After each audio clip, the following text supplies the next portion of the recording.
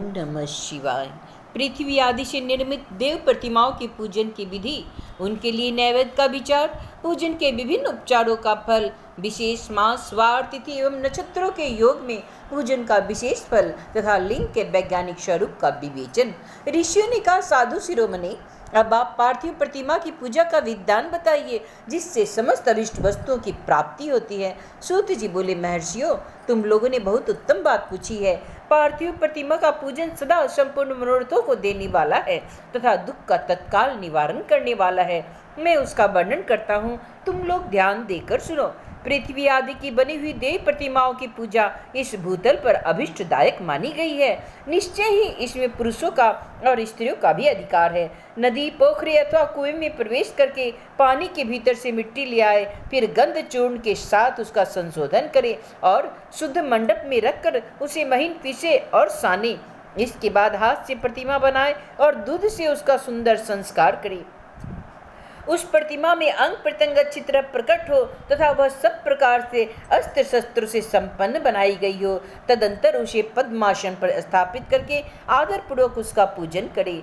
गणेश, सूर्य, विष्णु, दुर्गा और शिव की प्रतिमा का, शिव का एवं शिवलिंग का द्विज को सदा पूजन करते रहना चाहिए। षोडशोपचार पूजन विधि, फल की सिद्धि के लिए 16 उपचारों द्वारा पूजन करना चाहिए।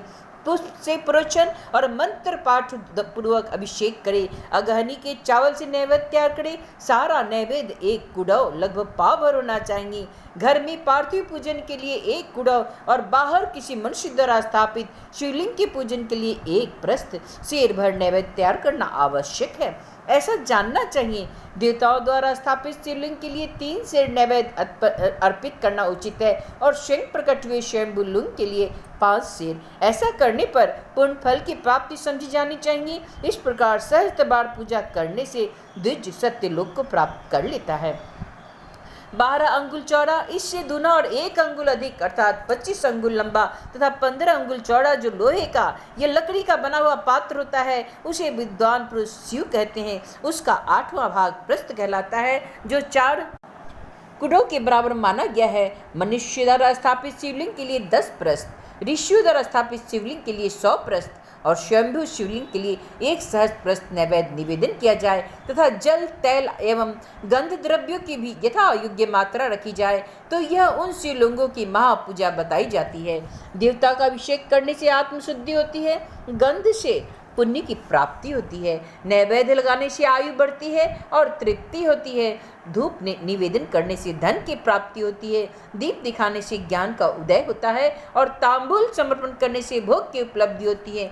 इसलिए स्नान आदि 6 उपचारों को यत्नपूर्वक अर्पित करें। नमस्कार और जप, ये दोनों संपूर्ण अभिष्ट फल को देने वाले हैं। इसलिए भोग और मोक्ष की इच्छा रखने वाले लोगों को पूजा के अंत में सदा ही जप और नमस्कार करते रहना चाहिए। मनुष्य को चाहिए कि वह सदा पहले मन से पूजा करके फिर उन उपचारों से करे। देवताओं की पूजा से उन देवताओं के लोकों की प्राप्ति होती है तथा उनके अवान्तर लोक में भी यथेष्ट भोग की वस्तुएं उपलब्ध होती हैं। अब मैं देव पूजा से प्राप्त होने वाले विशेष फलों का वर्णन करता हूँ। द्विजो, तुम लोग श्रद्धापूर्वक सुनो। विघ्नराज गणेश की पूजा से भूलोक में उत्तम अभिष्ट वस्तु की प्राप्ति होती है। शुक्रवार को, श्रावण और भाद्रपद मासों के शुक्ल पक्षों की चतुर्थी को और पौष मास में सतविशा नक्षत्र के आने पर विधि पूर्वक गणेश जी की पूजा करनी चाहिए। 100 या सहस्त्र दिनों में 100 या सहस्त्र बार पूजा करें। देवता और अग्नि में श्रद्धा रखते हुए किया जाने वाला उनका नित्य पूजन मनुष्यों को पुत्र एवं अभिष्ट वस्तु प्रदान करता है। वह समस्त पापों का शमन तथा भिन्न भिन्न दुष्कर्मों का विनाश करने वाला है। विभिन्न बारों की हुई शिव आदि की पूजा को आत्मशुद्धि प्रदान करने वाली समझनी चाहिए। बार या दिन, तिथि, नक्षत्र और युगों का आधार है, समस्त कामनाओं को देने वाला है। उसमें वृद्धि और क्षय नहीं होता, इसलिए उसे पूर्ण ब्रह्म स्वरूप मान ही लेना चाहिए। सूर्योदय काल से लेकर सूर्योदय काल तक आने तक एक बार की स्थिति मानी गई है, जो ब्राह्मण आदि सभी वर्णों के कर्मों का आधार है। विहित तिथि के पूर्व भाग में की हुई देव पूजा मनुष्यों को पूर्ण भोग प्रदान करने वाली होती है। यदि मध्याह्न के बाद तिथि का आरंभ होता है तो रात्रियुक्त तिथि का पूर्व भाग पितरों के श्राद्ध आदि कर्म के लिए उत्तम बताया जाता है। ऐसी तिथि का परभाग ही दिन में से युक्त होता है, अतः वही देव कर्म के लिए प्रशस्त माना गया है। यदि मध्याह्न काल तक तिथि रहे तो उदय में अपनी तिथि को ही देव कार्य में ग्रहण करना चाहिए। इसी तरह शुभ तिथि एवं नक्षत्र आदि देव कार्यों में ग्राह्य होते हैं। बार आदि का भली भांति विचार करके पूजा और जप आदि करने चाहिए। वेदों में पूजा शब्द के अर्थ की इस प्रकार योजना की गई है। पूजा यति अनेन इति पूजा, वह पूजा शब्द की व्युत्पत्ति है। पू का अर्थ है भोग और फल की सिद्धि। वह जिस कर्म से संपन्न होती है उसी का नाम पूजा है। मनोवांछित वस्तु तथा ज्ञान ये भी अभिष्ट वस्तुएं ही हैं। सकाम भाव वाले को अभिष्ट भोग अपेक्षित होते हैं और निष्काम भाव वाले को अर्थ पारमार्थिक ज्ञान, ये दोनों ही पूजा शब्द के अर्थ हैं। इनकी योजना करने से ही पूजा शब्द की सार्थकता है। इस प्रकार लोक और वेद में पूजा शब्द का अर्थ विख्यात है। नित्य और नैमित्तिक कर्म कालांतर में फल देते हैं, किंतु काम्य कर्म का यदि भली भांति अनुष्ठान हुआ है तो वह तत्काल फल देता है। प्रतिदिन एक पक्ष, एक मास और एक वर्ष तक लगातार पूजन करने से उन कर्मों के फल की प्राप्ति होती रहती है और उनसे वैसे ही पापों का क्रमशः क्षय भी होता है। प्रत्येक मास की कृष्ण पक्ष की चतुर्थी तिथि को की हुई महागणपति की पूजा एक पक्ष के पापों का नाश करने वाली है और एक पक्ष तक उत्तम भोग रूपी फल देने वाली होती है। चैत्र मास में चतुर्थी की हुई पूजा एक मास तक किए गए पूजन का फल देने वाली होती है और जब सूर्य सिंह राशि पर स्थित हो उस समय भाद्रपद मास की चतुर्थी को की हुई श्री गणेश जी की पूजा एक वर्ष तक मनोवांछित भोग प्रदान करती है, ऐसा जानना चाहिए। श्रावण मास के रविवार को हस्त नक्षत्र से युक्त सप्तमी तिथि को तथा माघ शुक्ला सप्तमी को भगवान सूर्य का पूजन करना चाहिए। ज्येष्ठ तथा भाद्रपद मासों के बुधवार को श्रवण नक्षत्र के युक्त द्वादशी तिथि को तथा केवल द्वादशी को भी किया हुआ भगवान विष्णु का पूजन अभिष्ट संपत्ति को देने वाला माना गया है। श्रावण मास में की जाने वाली श्री हरि की पूजा अभिष्ट मनोरथ और आरोग्य प्रदान करने वाली होती है। अंगों एवं उपकरणों से पूर्वोक्त गौ आदि 12 वस्तुओं का दान करने से जिस फल की प्राप्ति होती है उसी को द्वादशी तिथि में आराधना द्वारा श्री विष्णु की तृप्ति करके मनुष्य प्राप्त कर लेता है। जो द्वादशी तिथि को भगवान विष्णु के 12 नामों द्वारा 12 ब्राह्मणों का षोडशोपचार पूजन करता है वह उनकी प्रसन्नता प्राप्त कर लेता है। इसी प्रकार संपूर्ण देवताओं के विभिन्न 12 नामों द्वारा किया हुआ 12 ब्राह्मणों का पूजन उन देवताओं को प्रसन्न करने वाला होता है। कर्क की संक्रांति से युक्त श्रावण मास में 9वीं तिथि को मृगशिरा नक्षत्र के योग में अंबिका का पूजन करें। वे संपूर्ण मनोवांछित भोगों और फलों को देने वाली है। ऐश्वर्य की इच्छा रखने वाले पुरुष को उस दिन अवश्य उनकी पूजा करनी चाहिए। आश्विन मास के शुक्ल पक्ष की 9वीं तिथि संपूर्ण अभिष्ट फलों को देने वाली है। उसी मास के कृष्ण पक्ष की चतुर्दशी को यदि रविवार पड़ा हो तो उस दिन का महत्व विशेष बढ़ जाता है। उसके साथ ही यदि आद्रा और महाद्रा सूर्य संक्रांति से युक्त आद्रा का योग हो तो उक्त अवसरों पर की हुई शिव पूजा का विशेष महत्व माना गया है।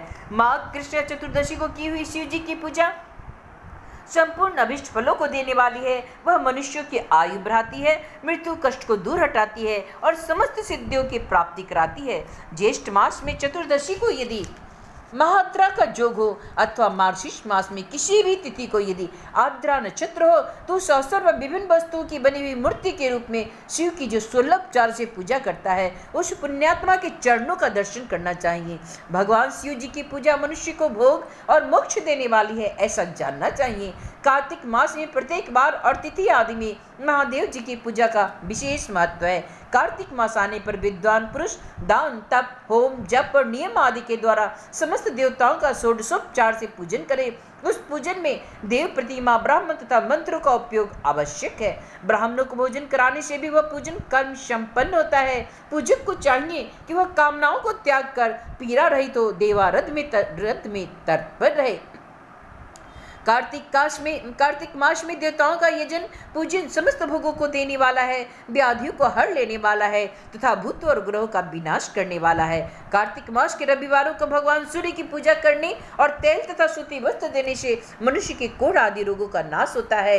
हरे, काली मिर्च, वस्त्र और खीरा आदि का दान और ब्राह्मणों को प्रतिष्ठा करने से क्षय के रोग का नाश होता है। दीप और सरसों के दान से मिर्गी का रोग मिट जाता है। कृत्तिका नक्षत्र से युक्त सोमवार को किया हुआ शिव जी का पूजन मनुष्य के महान दारिद्र्य को मिटाने वाला और संपूर्ण संपत्तियों को देने वाला है। घर की आवश्यक सामग्रियों के साथ गृह और चित्र आदि का दान करने से उक्त फल की प्राप्ति होती है। कृत्तिका युक्त मंगलवारों को श्री स्कंद का पूजन करने से तथा दीपक एवं घंटा आदि का दान देने से मनुष्य को शीघ्र ही वाक सिद्धि प्राप्त हो जाती है। उनके मुंह से निकली हुई हर एक बात सत्य होती है। कृत्तिका युक्त बुधवारों को किया हुआ श्री विष्णु का यजन तथा दही भात का दान मनुष्य को उत्तम संतान की प्राप्ति कराने वाला होता है। कृत्तिका युक्त गुरुवारों को धन से ब्रह्मा जी का पूजन तथा मधु, सोना और घी का दान करने से मनुष्य के भोग वैभव की वृद्धि होती है। कृत्तिका युक्त शुक्रवारों का गजानन गणेश जी की पूजा करने से तथा गंध, पुष्प एवं अन्न का दान देने से मानव के भोग्य पदार्थों की वृद्धि होती है। उस दिन सोना चांदी का आदि का दान देने से बंध्यों को भी उत्तम पुत्र की प्राप्ति होती है। कृत्तिका युक्त शनिवार को दिक्पालों की वंदना, दिग्गजों, नागों और सेतुपालों का पूजन, त्रिनेत्रधारी रुद्र पापहारी विष्णु तथा ज्ञानदाता ब्रह्मा का आराधन और धन्वंतरी एवं दोनों अश्विनी कुमारों का पूजन करने से रोग, दुर्मृत्यु एवं अकाल मृत्यु का निवारण होता है तथा तात्कालिक व्याधियों की शांति हो जाती है। नमक, लौह, तेल और उड़द आदि का त्रिकटु, शोट, पीपल और गोल मिर्च, फल, गंध और जल आदि का तथा दृक्त आदि द्रव्य पदार्थों का और स्वर्ण, मोती आदि कठोर वस्तुओं का भी दान देने से स्वर्गलोक की प्राप्ति होती है। इनमें से नमक आदि का मान कम से कम 1 प्रस्थ होना चाहिए। स्वर्ण आदि का मान कम से कम 1 पल। धन की संक्रांति से युक्त पौष मास में उस काल में शिव आदि समस्त देवताओं का पूजन क्रमशः समस्त सिद्धियों की प्राप्ति कराने वाला होता है। इस पूजन में अगहनी के चावल से तैयार किए गए हविष्य का नैवेद्य उत्तम बताया गया है। पौष मास में नाना प्रकार के अन्न का नैवेद्य विशेष महत्व रखता है। मार्गशीर्ष मास में केवल अन्न का दान करने वाले मनुष्य को ही संपूर्ण अभिष्ट फलों की प्राप्ति हो जाती है। मार्गशीर्ष मास में अन्न का दान करने वाले मनुष्य के सारे पाप नष्ट हो जाते हैं। वह अभिष्ट सिद्धि, आरोग्य, धर्म, वेद का सम्यक ज्ञान, उत्तम अनुष्ठान का फल, इहलोक और परलोक में महान भोग, अंत में सनातन योग, मोक्ष तथा वेदांत ज्ञान की सिद्धि प्राप्त कर लेता है। जो भोग की इच्छा रखने वाला है वह मनुष्य मार्गशीर्ष मास आने पर कम से कम 3 दिन भी उस काल में अवश्य देवताओं का पूजन करे और पौष मास के पूजन से खाली न जाने दे। उस काल से लेकर संगव काल तक ही पौष मास में पूजन का विशेष महत्व बताया गया है। पौष मास में पूरे महीने भर जितेंद्रिय और निराहार रहकर द्विज प्रातः काल से मध्याह्न काल तक वेद माता गायत्री का जप करे। तत्पश्चात रात को सोने के समय तक पंचाक्षर आदि मंत्रों का जप करे।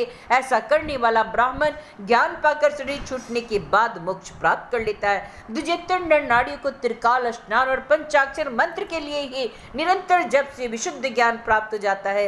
इष्ट मंत्रों का सदा जप करने से बड़े से बड़े पापों का भी नाश हो जाता है। सारा चराचर जगत बिंदु नाद स्वरूप है। बिंदु शक्ति है और नाद शिव। इस तरह वह जगत शिव शक्ति रूप ही है। नाद बिंदु का और बिंदु इस जगत का आधार है। ये बिंदु और नाद, शक्ति और शिव संपूर्ण जगत के आधार रूप से स्थित हैं। बिंदु और नाद से युक्त सब कुछ शिव स्वरूप है, क्योंकि वही सबका आधार है। आधार में ही आधे का समावेश अथवा लय होता है। यही शकलीकरण है। इस शकलीकरण की स्थिति से ही सृष्टि काल में जगत का प्रादुर्भाव होता है, इसमें संशय नहीं है। शिवलिंगे बिंदु नाद स्वरूप है, अतः उसे जगत का कारण बताया जाता है। बिंदु दैव है और नाद शिव, इन दोनों का संयुक्त रूप ही शिवलिंग कहलाता है। अतः जन्म के संकट से छुटकारा पाने के लिए शिवलिंग की पूजा करनी चाहिए। बिंदु रूपा देवी उमा माता है और नाद स्वरूप भगवान शिव पिता है। इन माता पिता के पूजित होने से परमानंद की प्राप्ति होती है। अतः परमानंद का लाभ लेने के लिए शिवलिंग का विशेष रूप से पूजन करें। देवी उमा जगत की माता है और भगवान शिव जगत के पिता है, जो इनकी सेवा करता है। उस पुत्र पर इन दोनों माता पिता की कृपा नित्य अधिकाधिक बरसती ही रहती है। वे पूजक पर कृपा करके उसे अपनी आंतरिक ऐश्वर्य प्रदान करते हैं। अतः मनुष्यों, आंतरिक आनंद की प्राप्ति के लिए शिवलिंग के माता पिता को स्वरूप मानकर उसकी पूजा करनी चाहिए। भर्ग पुरुष स्वरूप है और भर्गा माँ शिवा शक्ति प्रकृति कहलाती है। अव्यक्त आंतरिक अधिष्ठान रूप गर्भ को पुरुष कहते हैं और सुव्यक्त आंतरिक अधिष्ठान रूप भूत गर्भ की प्रकृति है। पुरुष आदि गर्भ है, वह प्रकृति रूप गर्भ से युक्त होने के कारण गर्भवान है, क्योंकि वही प्रकृति का जनक है।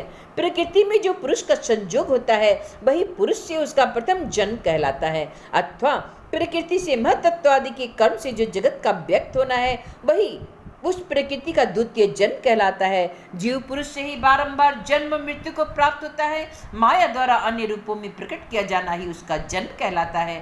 जीव का शरीर जन्म काल से ही जड़ छद भाव विकारों से युक्त होने लगता है, इसलिए उसे जीव की संज्ञा दी गई है। जो जन्म लेता है और विविध पाशों द्वारा तनाव बंधन में पड़ता है उसी का नाम जीव है। जन्म और बंधन जीव शब्द का अर्थ ही है। अतः जन्म मृत्यु रूपी बंधन की निवृत्ति के लिए जन्म के अधिष्ठान भूत मातृ पितृ स्वरूप शिवलिंग का पूजन करना चाहिए। गाय का दूध, गाय का दही और गाय का घी, इन तीनों को पूजन के लिए शहद और शक्कर के साथ पृथक पृथक भी रखे और इन सब को मिलाकर सम्मिलित रूप से पंचामृत भी तैयार कर ले। इसके द्वारा शिवलिंग का अभिषेक एवं स्नान कराए। फिर गाय के दूध और अन्न के मेल से नैवेद्य तैयार करके प्रणव मंत्र के उच्चारण पूर्वक उसे भगवान शिव को अर्पित करे। संपूर्ण प्रणव को ध्वनि लिंग कहते हैं। स्वयंभू लिंग नाद स्वरूप होने के कारण नाद लिंग कहा गया है। यंत्र या अर्धा बिंदु स्वरूप होने के कारण बिंदु लिंग के रूप में विख्यात है। उसमें अचल रूप से प्रतिष्ठित जो शिवलिंग है वह मकार स्वरूप है, इसलिए मकार लिंग कहलाता है। सवारी निकालने आदि के लिए जो चर लिंग होता है वह उकार स्वरूप होने के कारण उकार लिंग कहलाया गया है। तथा पूजा की दीक्षा देने वाले जो गुरु या आचार्य हैं उनका विग्रह आकार का प्रतीक होने से आकार लिंग माना गया है। इस प्रकार आकार, उकार, मकार, बिंदु, नाद और ध्वनि के रूप में लिंग के 6 भेद हैं।